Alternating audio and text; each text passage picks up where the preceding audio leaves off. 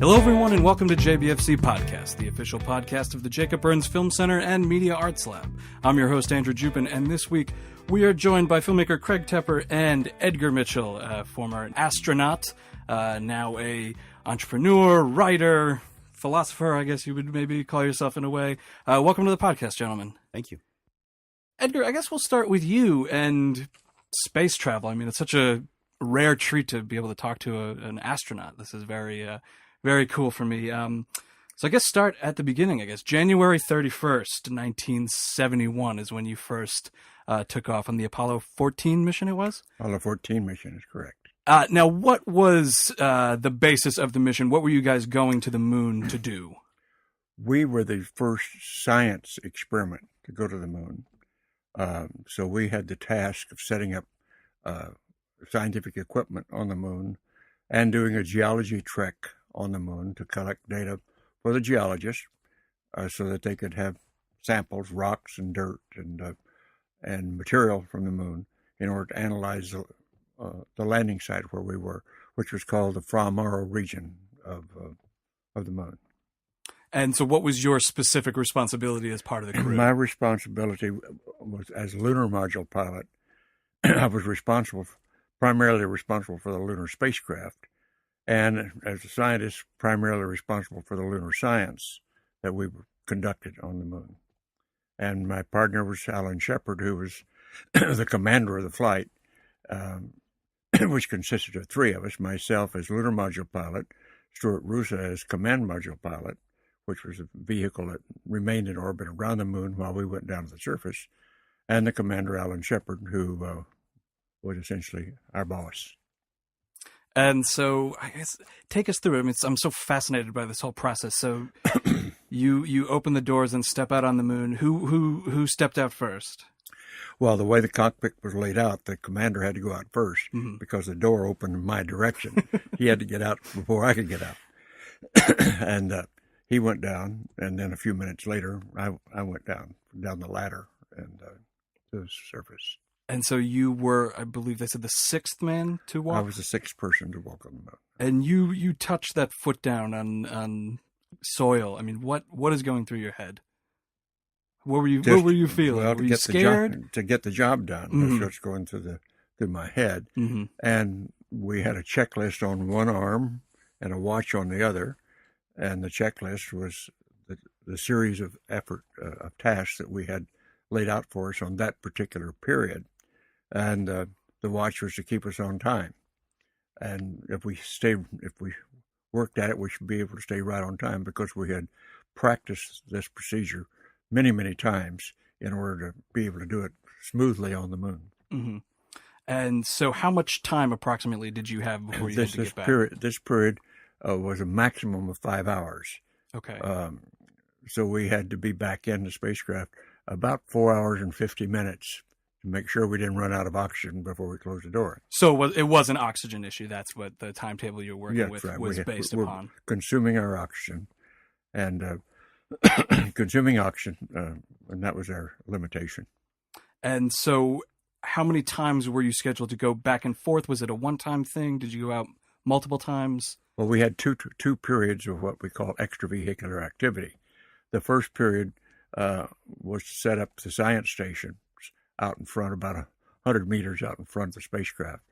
And that was set up with several receivers of particular experiments, collecting certain data, which was being sent by telemetry back to Earth in real time.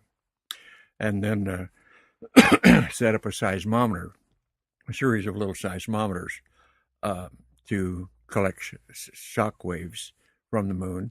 And eventually, the lunar module itself would be crashed back onto the moon to create a moonquake, as each one of the spacecraft was. And so, from each mission, we set up the seismometers, and each spacecraft at the lunar module, after we finished using it and returned to the command module, then the lunar module was crashed onto the surface to create this moonquake. And how many days did this mission last? Well, the whole mission was 9 days. 3 days to go out there, 3 days around the moon, 3 days to come home. And on the way home, I guess, is sort of the one of the more important parts for you in your life. So what happened on the way back? Well, on the way back, since my major task on the mission was complete, having done all the work on the moon and coming home, I had a little less duty to do. I mean, I could enjoy myself a little more than the other guys. We did have experiments left to do, but primarily they were Stuart and Alan were doing that work, and I was somewhat observer. But I got to just experience the heavens and experience the spacecraft, and got to look at the heavens in a new way. And I have to set this up for us in talking about it, sure, because we were flying in the plane of the ecliptic, of course, which is the plane that contains the Earth, the Moon, and the Sun. But we were perpendicular to it and rotating to keep thermal balance on the spacecraft. In other words, we were flying sideways, as it were, but rotating and to keep balance on the spacecraft, thermal balance. And what that caused to have happen was every 2 minutes, because we were rotating once every 2 minutes, a picture of the Earth, the Moon, the Sun, and a 360-degree panorama of the heavens appeared in the spacecraft window. Now, because we were outside the atmosphere and in space, the heavens and the stars and the star systems were 10 times as bright and 10 times as numerous as you can ever see on Earth, even on the clearest night at the highest mountain. So that was a real wow. Of course, with the new Hubble telescope pictures that we have on Earth, it's that bright or even brighter. But the powerful thing was, for the first time, to be able to see the heavens like that, and see the galaxies and the galactic clusters and the enormous amount of star systems that we on Earth here just don't get to see unless you're looking through a powerful telescope. And so how did this make you sort of reassess your thoughts about us and who we are and what we're doing here? Well, a phenomena took place not only with me, but most of the astronauts had something similar to what I'm going to describe here. It made me start to think about our basic origins. It made me start to think about the deeper purpose of all of this. It made me start to think about the studies I had done in my doctoral program at MIT, studying star systems, and the fact that all matter that we see in the universe is created in star systems. The matter in our body, the matter in the spacecraft, the prototype molecules were created in star systems at some point in time. In other words, a simplistic way to say it is we're all stardust. But accompanying this, as I looked at it and marveled at it, was a sense of, okay, we're all one. It's all together. And a sense of ecstasy and unity and oneness. And it was a sense of ecstasy that was totally inexplicable, just overwhelmingly powerful. And this continued each time I would look out the window and observe the heavens and feel this. And it made me think about our origins. It made me think about our story of ourselves. And I realized that our story of ourselves, as told by our science, our cosmology, of how do we get here, where we're going, what's this all about, was probably incomplete and perhaps flawed. And that the story of ourselves, as told by our cultural cosmologies, normally rooted in religion, was archaic and perhaps flawed. And perhaps we needed some more study on asking these very basic questions about the origin of the universe. How did we get here? Where are we going? What's it really all about? And this sense of ecstasy that was permeating my feelings and while I was thinking all of this were just overwhelmingly powerful. And this continued all the way home, every time for the 3 days coming home, when I would look out the window and see these heavens and the way they were. This sense of ecstasy was just there, exhilaration at the beauty of it. when I got back, I didn't quite understand why all of this feeling of magnificence and joy with all of this. So I started digging in the science literature to find some explanation and couldn't find anything. And I dug in the religious literature and I couldn't find anything. So I turned to some of the paleontologists and anthropologists at Rice University. And I told them, okay, I've had this type of experience. Let's see if you can help me find a name for it and a record of this in ancient times.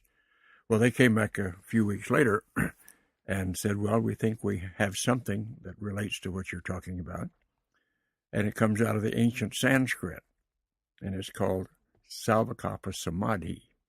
And I said, well, what does that mean? And he said, well, it means that you see things as you see them with your eyes, but you experience them emotionally as ecstasy, as joy, as unity, as part of one. And I said, well, that seems to be the experience. And subsequent to that, I started digging deeper from that. And I realized that in every culture, there's something akin to that experience back in the early beginnings. So it made me realize that undoubtedly our religious cosmologies, our story of ourselves, originates in some type of experience like this, that there's joy at just being alive and being here and wonderment at the whole process. Now, before this all happened to you, I mean, you're an astronaut, you're a man of science. How much, faith in any kind of organized religion did you have before this, if any? Yes, I was raised as a Christian. I was raised in a Christian religion and accepted it on face value for what it was. I also, as a scientist, reserved judgment and saying, okay, that's a story, and that's what Christians believe about our story and about how we got here. But in the final analysis, we're going to have to validate or understand eventually how all that fits together, make it make sense. Had this been talked about before with other astronauts? You said that other astronauts had experienced something like this. Since we were pretty early in this, I mean, this was just the third flight to land on the moon. Over the period of the next 5 flights, it landed on the moon, and we talked to all of the people. Yes, over the period of time, they all acknowledged that they had a very powerful emotional experience upon seeing the universe from that perspective, and seeing the heavens and seeing the galaxies and seeing the galactic clusters, that it was an overwhelmingly powerful experience. Now, they didn't describe it exactly in the way I described it, but it was something akin. It was the notion of being overwhelmingly beautiful, being taken with the magnificence of the whole thing and the sense of oneness. And we all agreed, for example, that if we could ever get our political system and our leaders to have summit meetings in space and look back at Earth and the heavens from that perspective, we'd probably have a different political system. We'd probably gauge ourselves and manage ourselves quite differently, having had that experience. And we all agreed about that. Yeah, I can completely understand how, that idea would certainly, I mean, that experience would certainly change one's perspective on the grand scheme of things. Exactly. Which I think in a lot of ways, and I don't know if you would care to speak on this at all, but just how, a lot of people, myself included, think that it's very unfortunate in this country, the sort of lack of support that, space exploration gets nowadays. I mean, we just saw shuttles being retired and all this stuff, and it's a real shame that we're at a point where we're so preoccupied with what's happening here on our planet that the interest and passion that this country once was completely consumed with for space exploration is depleted. I wouldn't say all but gone, but I will disagree with you that we're at a hiatus. We're at a down period. Well, one reason is that the shuttle spacecraft, which we were using, is an old spacecraft, and they're a little bit dangerous. I mean, keeping them functional and serviceable and going into space, they're getting a little problematic. Now, and I also invite the idea to think about that when the Wright brothers flew the first flight in airplanes in the early 20th century, in the first few years of the 20th century, during the 1920s, by that time, we had a full-fledged airline system, private airline system. Something like that seems to be happening in space, too. We have the private industry now wanting to go into space, wanting to take people to the space station. Even one of the entrepreneurs wants to establish a tourist trade in space, and perhaps even have a orbiting spacecraft that goes around the moon and comes back, and let the people experience that. All I think, which is a good idea. The longer range plan, well, let's put it in perspective. The longer range plan has to be the fact that because our sun is going to burn out in due course, we're going to have to become universal citizens, because we're going to have to find another place, or our descendants will. We won't, but our descendants will have to find another star system to be around. And we're already talking about that. But at the moment, we don't have the capability, nor do we have the spacecraft, nor the type of propulsion systems, or the guidance system, or anything about space that allows us to attempt to do that. We've got a lot of development to do before we can even go explore the rest of our solar system, much less start to go beyond our solar system. But in due course, we must become universal citizens, else we perish. Now, our major problem at this moment in time is the whole issue of sustainability, that since the beginning of the 20th century, every measure, well, let's put it slightly differently. The Industrial Revolution did not really get going until the end of the 19th century, with the great thinkers and the scientists that came to be in the end of the 19th century, into the 20th century, with all the discoveries and everything that were being made, and the great scientists and technologists starting to move, and the explosion of the population, and it went exponential right at the end of the 19th century and into the 20th century. At the end of the 19th century, we had 1.9 billion people on this planet, and we're approaching 8 to 9 billion people now, 100 years later, which is a real explosion of our population. And the consumption of what we're consuming to keep that population going is destroying our non-renewable resources and even our renewable resources. Keeping up with that is becoming a real major problem. So we've got to rethink our whole issue of what it means to be alive on this planet and change our ways of going about it. Else we, to use the words, eat ourselves out of house and home.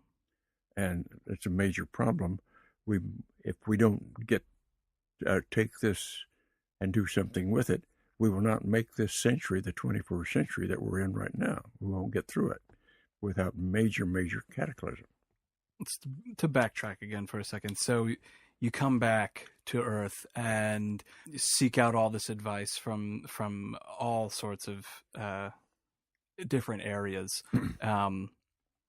What did you wind up taking from all the information you were given? Well, there's another part of it that I need to add to my previous explanation, and that's to go back 400 years and point out that in the 1600s, the philosopher René Descartes published a paper with permission of the church that physicality, spirituality, body, mind belonged to different realms of reality that did not interact.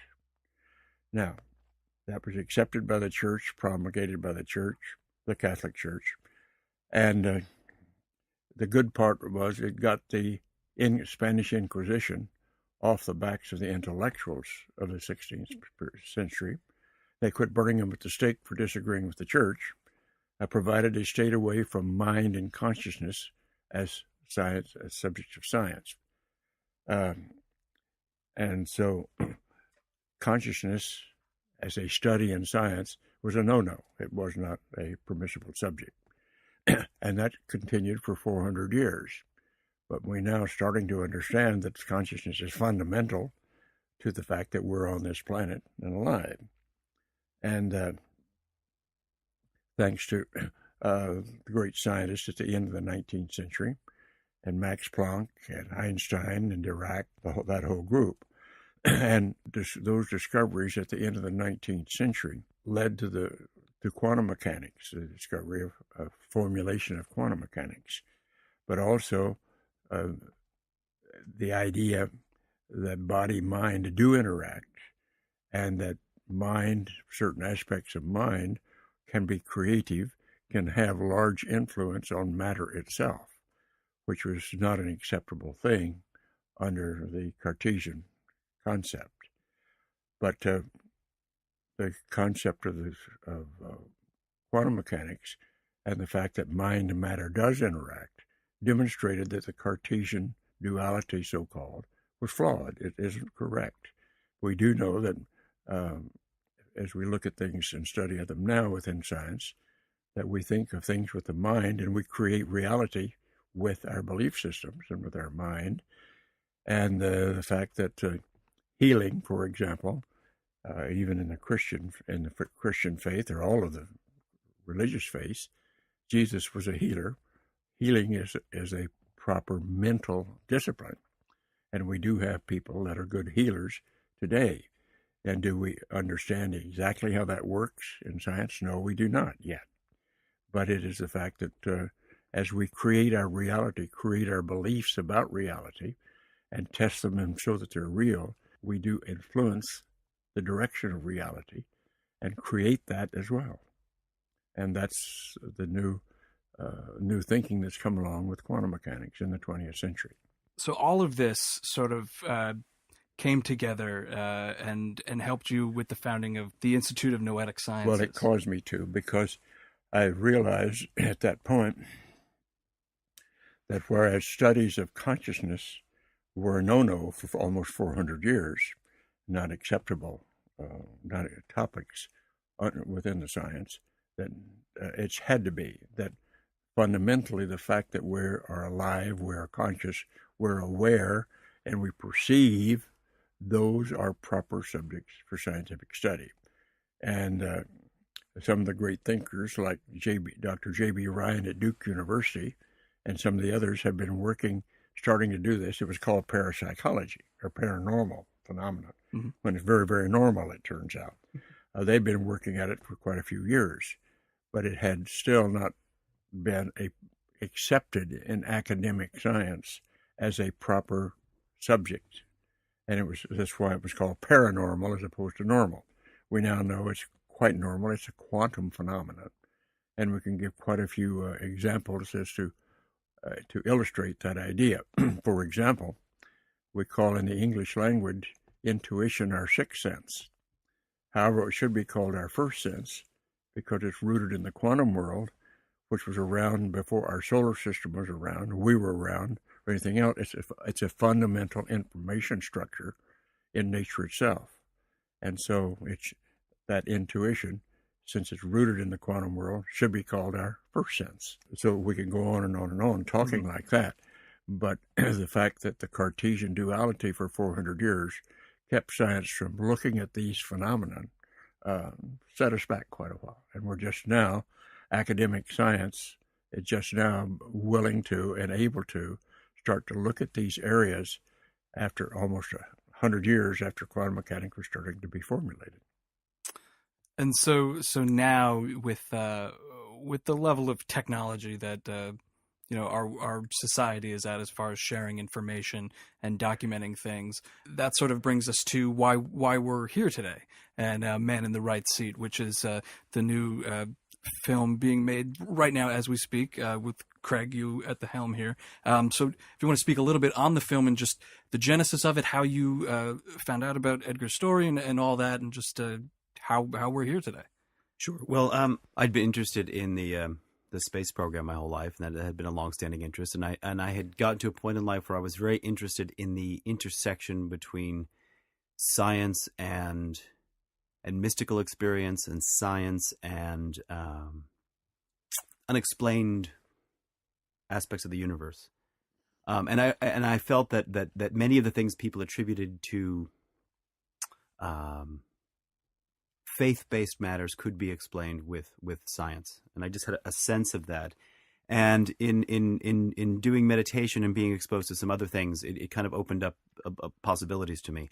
And I came upon Edgar's story shortly after the publication of his book, Way of the Explorer, in the mid-'90s, and remained very interested in it for a very long time, and contacted him at first about 6 years ago, where we started to shoot, and then I went off and another film came along, and I went off to do that, this Vidal Sassoon, the movie, which was released last year. And it's just become a very good time to get back into this. It's something that I've been wanting to do this entire time. And what interested me is that Edgar's experience is so, I mean, he's alluded to the fact that many of the astronauts had this kind of experience, but I don't know of any who have expressed themselves in the way that Edgar has. And I don't know of any who have taken this experience and moved it to the conclusions that Edgar has. Mm-hmm. There have been some interesting, Alan Bean, for example, another one of the Apollo astronauts, dedicated his life to painting afterwards. And there were some examples of this experience in space having changed them.